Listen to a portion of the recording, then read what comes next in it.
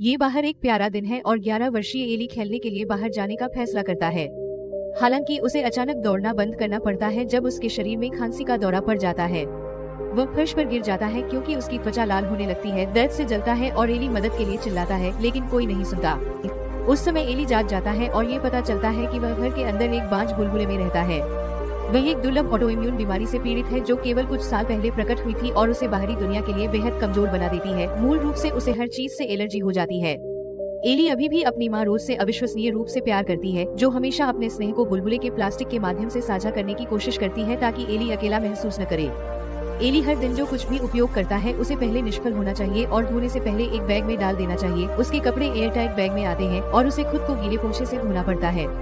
अगर एली को बाहर जाने की जरूरत है तो वह एक खतरनाक सूट पहनता है, किसी भी दरार को टेप से सील कर देता है। एक दिन एली रोज और उसके पिता पॉल के साथ घर छोड़ देता है क्योंकि उन्हें एक इलाज की खबर मिली है जो एली की मदद कर सकती है। हालांकि यह काफी लंबी सवारी है, इसलिए वे एक मोटल में एक रात रुकते हैं। अगली सुबह जब परिवार निकलता है, रेड इंडियंस का एक समूह एली के हजमत सूट के लिए उसका मजाक उड़ाता है और उस पर एक पटाखा फेंकता है जिससे वह गिर जाता है। एली तुरंत घबरा जाता है और उसे सांस लेने में परेशानी होती है। त्वचा जल्दी लाल हो जाती है क्योंकि जब वह गिरा तो सूट घुटने पर फट गया। पोल टेप के साथ छेद को सील करने के लिए दौड़ता है, जबकि रोज एली को अपने श्वास अभ्यास के माध्यम से तब तक निर्देशित करता है जब तक कि वह शांत न हो जाए। एक बार जब परिवार कार में आ जाता है तो पोल बदला लेने के लिए रेडनेक्स की टेबल और कुर्सियों पर दौड़ना सुनिश्चित करता है।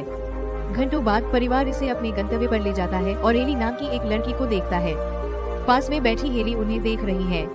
उपचार केंद्र एक पुरानी हवेली बन गया है जिसे बांस सुविधा में बदल दिया गया है और सामने के दरवाजे स्टील से बने हैं। पहले एली को अकेले प्रवेश करना चाहिए ताकि वह परिशोधन से गुजर सके और एक बार जब वह सुरक्षित हो जाए तो उसके माता पिता उसी प्रक्रिया से गुजरे। फिर परिवार की मुलाकात दो। हॉर्न जो इस नए उपचार का उपयोग वर्षों से विभिन्न बच्चों पर कर रहे हैं। एली पूछती है कि क्या उसने उनमें से किसी को बचाया है, लेकिन हॉर्न सवाल को अनदेखा करता है और वादा करता है कि वह उसे बेहतर बनाएगी। हॉर्न एली से कहता है कि वह सूट को अंदर उतार सकता है क्योंकि घर सील है, लेकिन वह अभी भी सुरक्षित महसूस नहीं करता है। बाद में हॉर्न उन्हें पुराने पाइपों पर सुनाई देने वाली अजीब हवा की आवाजों को दोष देते हुए चारों ओर दिखाता है। एक गलियारे के अंत में एक पारदर्शी दरवाजा है और एली इसके पीछे एक लड़की को देख सकता है जो जल्दी से गायब हो जाती है, इसलिए वह इसे अपनी कल्पना पर दोष देता है। हॉर्न एली को बताता है कि उसे उस क्षेत्र में जाने की अनुमति नहीं है क्योंकि यह साफ नहीं है, लेकिन सील उसे सुरक्षित रखेगी। इसके बाद वे एली के नए कमरे में जाते हैं। हॉर्न उन्हें दिखाता है कि यहाँ फिल्टर्ड पानी के साथ एक बाथरूम है और एली इतना उत्तेजित हो जाता है कि वह आखिरकार अपना सूट उतार देता है। कुछ भी बुरा नहीं होता है और अब एली सालों के अलगाव के बाद आखिरकार अपने माता पिता को गले लगा सकता है। कुछ समय बाद एली नहाता है, खुशी में रोता है कि वह ऐसा कर सकता है। फिर वह बिस्तर पर चला जाता है, लेकिन घर के चारों ओर गूंजने वाली अजीब आवाजों के कारण वह सो नहीं पाता। वह उठता है और खिड़की के पास जाता है, जहां उसे एक अजीब सा कीड़ा उड़ता हुआ दिखाई देता है और शीशे पर कोहरा दिखाई देता है जैसे कि कोई उस पर सांस ले रहा हो। अचानक कोहरे पर हाथ के निशान पड़ते हैं। एली को चौंकाते हुए वह अपने माता पिता के साथ सोने के लिए दौड़ता है। अगली सुबह एली हॉर्न को बताता है कि उसने क्या देखा और डॉक्टर बताते हैं कि दुःस्वप्न उसकी दवा का एक दुष्प्रभाव है। बाद में एली को उपचार के चरण 1 से शुरू करने के लिए एक ऑपरेटिंग रूम में ले जाया जाता है। वे उसका वजन और उसके चेहरे की एक तस्वीर लेते हैं, लेकिन जब एली सोचता है कि ये किस लिए है तो नर्स उसे सवाल नहीं पूछने के लिए कहती है। फिर एली को मेज से बांध दिया जाता है और उसके सिर को नीचे रखने के लिए एक विशेष उपकरण का उपयोग किया जाता है जिससे वह घबरा जाता है। हॉर्न बताते हैं कि इस दवा के पीछे का विज्ञान कैसा है, एक चीरा लगाना और उसे अजीब पदार्थों के साथ इंजेक्शन लगाना, लेकिन एली उस खौफनाक प्रतिबिंब से बहुत विचलित है जो वह एक कुर्सी के पीछे देखता है जो कमरे में कुछ भयानक दिखा रहा है। बहुत डरा हुआ एली बेहोश हो जाता है और जब वह बाद में जागता है तो वह टेबल से बंधा हुआ खुद को एलर्जी की प्रतिक्रिया पाता है। उसकी त्वचा दर्द से जलती है जबकि नर्सें बिना कुछ किए देखती हैं। अचानक एली फिर से उठता है और महसूस करता है कि ये एक दुःस्वप्न था। प्रक्रिया समाप्त होने के बाद उसे सीधे अपने कमरे में लाया गया था। उस क्षण वह एक और शोर सुनता है और पाता है कि हेली उसकी खिड़की पर पत्थर फेंक रही है। एक दोस्त को अपनी उम्र बनाने के लिए उत्साहित एली नीचे की ओर भागता है और एक लंबी कांच की खिड़की की तलाश करता है जिसका उपयोग वह हेली से सीधे बात करने के लिए कर सके। उनमें से 2 जादू के लिए अपने प्यार पर बंध जाते हैं। एली अपनी काट चाल से थोड़े अजीब है, लेकिन हेली अपने हाथ पर एक लौ बनाकर उसे प्रभावित करती है। हेली ने यह भी खुलासा किया कि वह जानती है कि एली बीमार है और बताती है कि पिछले मरीजों में से कोई भी घर से बाहर नहीं निकला। एली चाहती है कि हेली उसके अंदर आए, लेकिन हेली ने मना कर दिया, ये समझाते हुए कि वह घर और हॉर्न दोनों से बाहर निकल गई है। हेली के जाने के बाद एली वापस अपना रास्ता बनाता है, केवल तभी चौंक जाता है जब वह रहस्यमयी लड़की को एक परित्यक्त कमरे के अंदर देखता है। बिजली की रोशनी चली जाती है और लड़की अचानक गलियारे के अंत में दिखाई देती है, जहाँ वह एली का पीछा करना शुरू कर देती है। घबराया हुआ एली भाग जाता है और जब प्रकाश वापस आता है तो वह भूत की छाया देखता है और सोचता है कि उसे घेर लिया गया है, लेकिन यह सिर्फ पॉल है जो एली को अकेले भटकने के लिए डांटता है। एली ने लड़की का जिक्र किया, लेकिन पॉल का कहना है कि वहाँ कोई और नहीं है। रात के खाने के दौरान एली अपने माता पिता को उन चीजों के बारे में बताता है जो उसने देखी, लेकिन उनमें से कोई भी उन पर विश्वास नहीं करता। बाद में जब वह बिस्तर पर होता है, एली हेली की आग की चाल को समझने के लिए जादू की चाल के बारे में एक किताब पढ़ रहा होता है जब अचानक वह फिर से शोर सुनता है। उसके पर्दों के पीछे एक अजीब आकृति है जिसके पैर नहीं है, इसलिए एली धीरे धीरे और सावधानी से उनके पीछे देखने के लिए करीब आता है, केवल कुछ नहीं पाता है। इसके बाद वह इसे ढूंढ करने के लिए कांच पर सांस लेता है और अपनी उंगली से अपना नाम लिखता है, लेकिन एक अजीब शक्ति ये अक्षर को मिटा देती है और इसे झूठ शब्द बनाने के लिए अंत में जोड़ देती है। वास्तव में अब भी एली दूर चला जाता है और गलती से अपनी अलमारी में दर्पण में टकराता है जो उसे प्रतिबिंब में भूत लड़की को देखने की अनुमति देता है। जब तक वह आईने के पीछे दिखाई नहीं देती तब तक भूत थोड़ा थोड़ा करके करीब आता है और जब एली भागने की कोशिश करता है तो वह गिर जाता है और एक हाथ उसके टखनों से पकड़ लेता है। ये पता चला है कि उसके माता पिता उसे शांत करने की कोशिश कर रहे हैं। उसके बाद हॉर्न आता है जो एली को सोने के लिए शामक के साथ आता है। रोज अपनी चिंताओं को व्यक्त करती है, लेकिन डॉक्टर उसे सिर्फ ये बताता है कि उपचार के कारण ये अधिक दुस्वप्न है और ये बेहतर होने से पहले और खराब होने की जरूरत है। अगले दिन एली को उपचार के दूसरे चरण से गुजरना पड़ा। एक बार फिर वह बंद गया है और उसका सिर अब और भी गैजेट्स द्वारा पकड़ लिया गया है। आज के इंजेक्शन से उसकी त्वचा पर लाल चकत्ते काफी बुरी तरह से प्रतिक्रिया करते हैं और जब एली दर्द से कराता है वे एक ड्रिल के साथ उसकी खोपड़ी में छेद कर देते हैं। उस क्षण एली दर्द से बाहर निकल जाता है। बाद में हॉर्न माता पिता को बताता है कि एली के उपचार पर प्रतिक्रिया हो रही है और वह इसे अस्वीकार कर सकता है जैसे कभी कभी प्रत्यारोपण के साथ होता है। बाद में रात के खाने पर एली अपने माता पिता से कहता है कि उसे लगता है कि डॉक्टर उसे बीमार बना रहा है और वह हवेली छोड़ना चाहता है। क्रोधित पॉल स्वीकार करता है, लेकिन ये भी बताता है कि एली हमेशा के लिए बीमार रहेगा और उसके पास वास्तविक जीवन नहीं होगा, जिससे एली ने अपना विचार बदल दिया। शाम को एली बाथरूम में शोर सुनता है। वह धीरे धीरे टब के पास जाता है और पर्दे पर एक छाया देखता है, लेकिन जब वो उन्हें एक तरफ धकेलता है तो वहाँ कुछ भी नहीं होता है। दरवाजा अपने आप बंद हो जाता है और दर्पण धुंधला हो जाता है क्योंकि एली की नाक से खून बहने लगता है। एली को पकड़ने की कोशिश करते हुए अचानक एक और भूत आईने पर और फिर टब में दिखाई देता है। लड़का भागने की कोशिश करता है, केवल दरवाजा बंद पाता है, इसलिए वह अलमारी के अंदर छिप जाता है। भूत तब शीशा तोड़ देता है और अलमारी को हिलाना शुरू कर देता है, लेकिन चूंकि एली बाहर नहीं आएगा, भूत गायब होने से पहले अलमारी को फर्श पर धकेल देता है। एली बाहर आता है और पाता है कि भूत ने पूरी लकड़ी पर एक शब्द लिखा है जिससे शब्द बनता है। एली और एक ही समय में झूठ बोलते हैं। उसी समय उसके माता पिता और डॉक्टर आते हैं और सोचते हैं कि एली ने अलमारी को नष्ट कर दिया है। वे उसे ये पूछने के लिए बिठाते हैं कि क्या गलत है, लेकिन जब एली समझाने की कोशिश करता है तो कोई भी उस पर विश्वास नहीं करता। शाम को एली फिर से हेली से मिलती है और लड़की पेरी की कहानी साझा करती है जो एली से पहले रोगी थी। पेरी ने यह भी सोचा था कि घर प्रेतवादित था और उसके इलाज के चरण 3 तक पहुंचने के बाद उसने उसे फिर कभी नहीं देखा। हेली चाहती है कि एली उस चरण 2 तक पहुंचने से पहले बच जाए, लेकिन एली अपने माता पिता और उसके मुकदमे के बिना जाने से इनकार कर देता है। अचानक गलियारे में रोशनी टिमटिमाने लगती है और एली जांच करने जाती है। जैसे ही वह अंदर जाता है उसे एक अजीब शक्ति द्वारा फर्श पर धकेल दिया जाता है।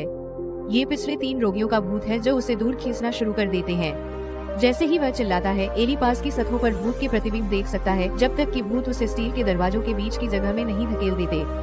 भूत मुख्य द्वार भी खोलते हैं, प्रवेश द्वार को दूषित करते हैं और एली के शरीर को तुरंत खराब प्रतिक्रिया देते हैं। शुक्र है कि उसके माता पिता और हॉर्न उसे बचाने के लिए दिखाई देते हैं, लेकिन एली डॉक्टर को बुराई करने और पेरी को उसके इलाज के लिए मारने के लिए कहता है। हॉर्न नहीं जानता कि वह किस बारे में बात कर रहा है और जैसे ही एली उससे दूर जाने की कोशिश करता है, वह गलती से फायर अलार्म बॉक्स से टकरा जाता है, जिससे उसका हाथ जख्मी हो जाता है और खून देखकर निकल जाता है। बाद में हॉर्न माता पिता को बताता है कि एली उपचार का जवाब नहीं दे रही है और वह और कुछ नहीं कर सकती है। अभी के लिए उसे अपनी दवा लेते रहना चाहिए, इसलिए रोज स्वेच्छा से ऐसा करती है।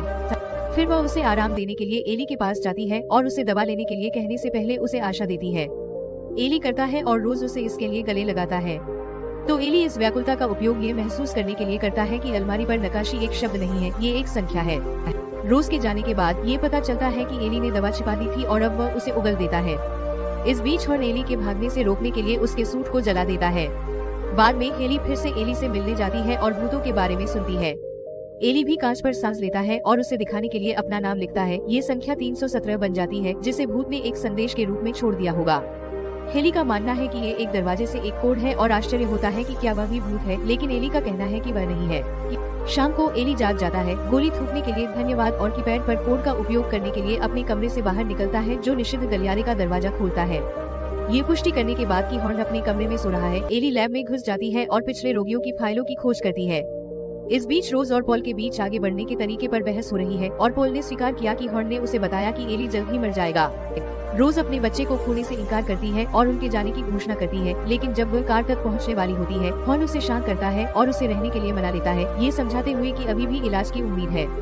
वापस एली के पास वह पेरी सहित सभी फाइलों की जांच करता है और पता चलता है कि इलाज के दौरान हर रोगी एक ही पैटर्न के माध्यम से चला गया। चरण 1 ठीक था, चरण 2 ने उन्हें बीमार बना दिया और चरण 3 ने उन्हें भयानक तरीके से मार डाला। उस समय एक नर्स एली को रंगे हाथों पकड़ लेती है, इसलिए वह जल्दी से भाग जाता है और अपने माता पिता को खोजने की कोशिश करता है। वह केवल पॉल को पाता है, जो धैर्यपूर्वक एली की कहानी सुनता है और उसे आराम के लिए गले लगाता है, लेकिन ये उसे शामक के साथ इंजेक्शन लगाने के लिए एक जाल बन जाता है। दवा काम नहीं करती है, लेकिन नर्सें किसी भी तरह विरोध करने वाले एली को ऑपरेटिंग रूम में खींचती हैं। रास्ते में एली खिड़की से देखता है कि रोज की कार में आग लगी है। ये महसूस करते हुए कि ये सब एक जाल है, एली एक नर्स को काटता है और अपनी कहानी साबित करने के लिए फाइलों को देखने के लिए ऑपरेटिंग रूम में भागता है, लेकिन नर्सों ने पहले ही सब कुछ छिपा दिया। हताश एली एक स्केलपेल पकड़ लेता है और हॉर्न के कमरे में छिपने के लिए दौड़ने से पहले सभी को खाड़ी में रखता है, जहां वह एक पुरानी तस्वीर को देखकर चौंक जाता है, जिससे पता चलता है कि हॉर्न और उसकी नर्सें सभी नन हैं।